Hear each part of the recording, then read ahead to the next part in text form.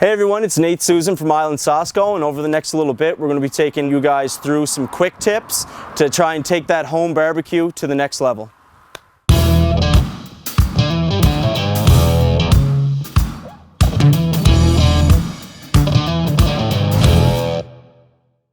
Hey everyone, so today I'm going to show you what a great side is for some of your grilled meats or whatever you're having that you're taking off your barbecue.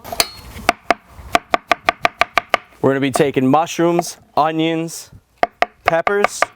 When you're cutting your peppers, a lot of people make the mistake of just cutting them in half. What you actually want to do is take the bottom off, take the top off, take the center out, toss that away, and then you're going to proceed to cut it into your individual pieces.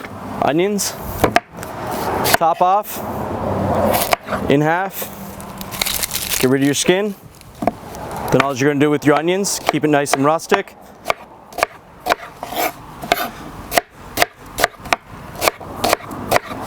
So once you have all your veg cut, you're going to drizzle it with one of your favorite olive oils. And guys, I can't stress this enough, season everything.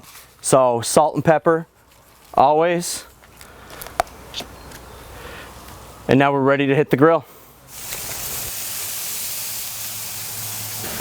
So once you have your veg rocking on the grill, as soon as it gets through about the halfway cook point, you're gonna have to add one of your favorite Island Sosco barbecue sauces. We're using Cape Smoky today. And the reason why you wanna add it around halfway through the cooking process is so the sugars in that barbecue sauce don't burn. So once you add the barbecue sauce, just let it cook for another 2 to 3 minutes and your veg is ready to go.